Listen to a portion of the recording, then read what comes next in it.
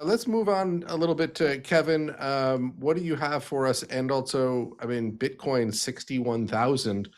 It wasn't that long ago that a few of us were on the show saying, Bitcoin, we don't get it, we don't own it, we wouldn't own it. Did What? they split? Was that a Bitcoin split? Did I miss that? I Yeah. guess, what do you have for us, He- Kevin?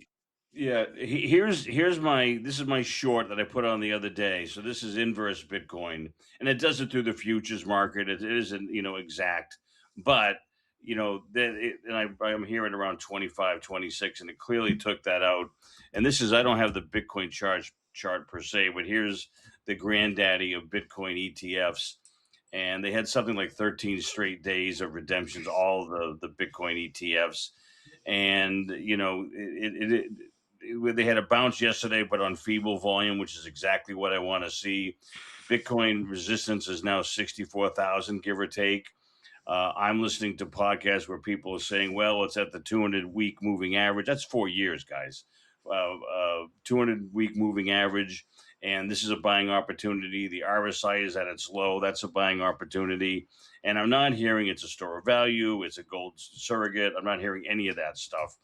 And so if I'm a broker and I said, okay, I want to get into it, let me go to I don't have it, but if I'm a broker and I said, oh, what's that? Let's take 5% of our portfolio and put it into Bitcoin. The BlackRock Bitcoin Trust. You're having a tough conversation right now. You're down 50% in a short period of time.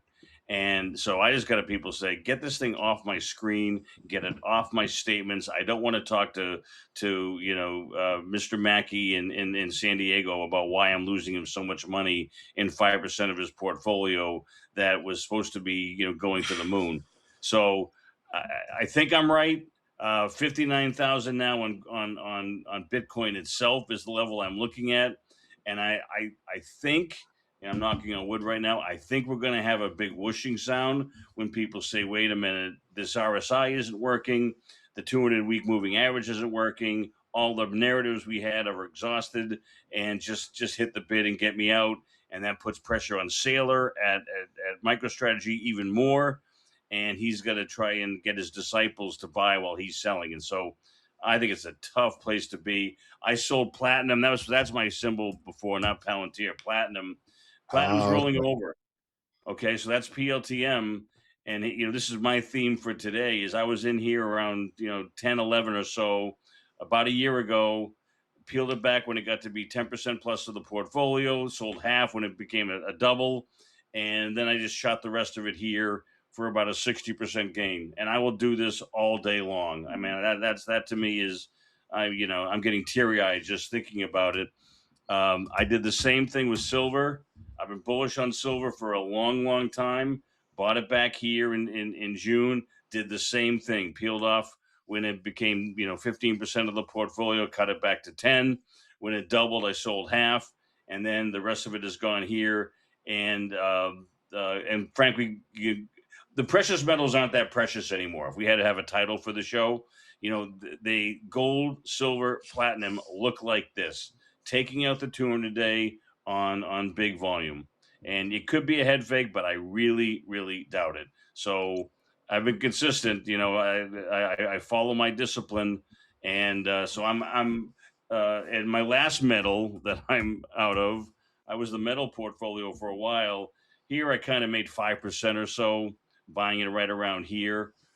This is uranium, URNJ, the Sprott Junior Uranium Miners, and it just isn't working. The uranium price is around 86, and it's not going down, but it's not going up. I think the long-term uranium story is unbelievable, but I'm not going to argue with this chart. And so I'll come back to this at some point. I'm almost certain because I think demand from China and India alone are worth it for the uranium story. But for right now, I'm out. I'm 22% in cash. I've got 8 ETFs, and I'm hunting around for 2 more, and stay tuned for those. Sorry for the ramble and the rant, but No, that's what I have. not at all. So maybe Bitcoin's dropping because everybody has to shore up their P&L for SpaceX. Like if you're going to, It's being talked about, and I heard it the first time. I said that seems like a stretch, but the numbers are so massive, and probably the same audience that believes in extraterrestrial data centers believed in Bitcoin, and they say, I'm going to go with Elon. And to hell with I just put it in Bitcoin. the group. I just put it in the group of like if you're speculating in a number of things, then you just take some of your speculation money from Bitcoin casino bet to SpaceX bet.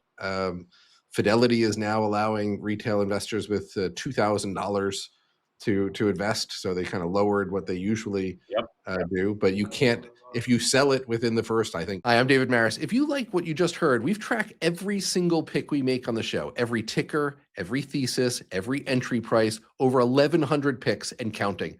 We put it together in a free report with our top 10 performers, the reasoning behind each one, and a preview of our full dashboard.